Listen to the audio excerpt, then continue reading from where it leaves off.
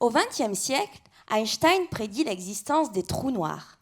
Ce sont des objets si compacts que tout ce qui tombe à l'intérieur n'en ressort jamais. Leur masse courbe l'espace et le temps. C'est-à-dire qu'à proximité, le temps va s'écouler plus lentement. Si par exemple, votre grand-mère va à côté d'un trou noir, pour elle, il s'écoulera quelques secondes, pendant que pour vous, sur Terre, il s'écoulera des années. Ainsi, lorsqu'elle reviendra, vous pourriez être plus âgé qu'elle. C'est ce que nous apprend la gravité. Maintenant, je vais vous parler de la mécanique quantique, qui décrit le comportement aux petites distances, les atomes, les particules. Cette théorie est complètement dingue. Si j'étais quantique, je pourrais être ici et là, au même moment. Si j'étais quantique, lorsque je passerai une porte, je m'élargirais. Enfin, si j'étais quantique, il y aurait une petite probabilité pour que d'un coup, je me retrouve de l'autre côté du mur. Heureusement, nous ne sommes pas quantiques. Contrairement au trou noir.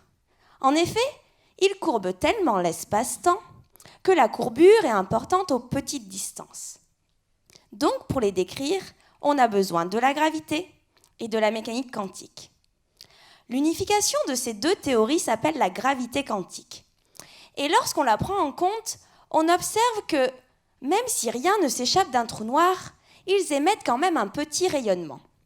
L'an passé, j'ai étudié un modèle de trou noir qui vient de la gravité quantique. J'ai fait des calculs et des simulations pour savoir quel rayonnement ils émettent. Et j'ai pu observer comment la géométrie de ces trous noirs influençait leur rayonnement. Cette année, j'étudie les ondes gravitationnelles. Ce sont des petites déformations de l'espace-temps qui sont émises lorsque deux trous noirs fusionnent. Ces ondes se propagent à travers l'univers et lorsqu'elles arrivent sur Terre, on peut les détecter. Je calcule comment la fréquence de ces ondes varie en fonction des différents modèles.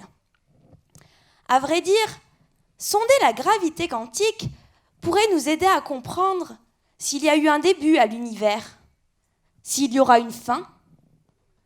Moi, ce qui me passionne dans tout ça, c'est le temps. La gravité nous dit qu'il est relatif. La mécanique quantique nous dit qu'une particule peut se trouver à plusieurs endroits différents en même temps. La gravité quantique, elle nous dit qu'au niveau le plus fondamental de la nature, le temps n'existerait pas. Alors, comme le lièvre dans Alice au pays des merveilles, je me demande, le temps, qu'est-ce que le temps ?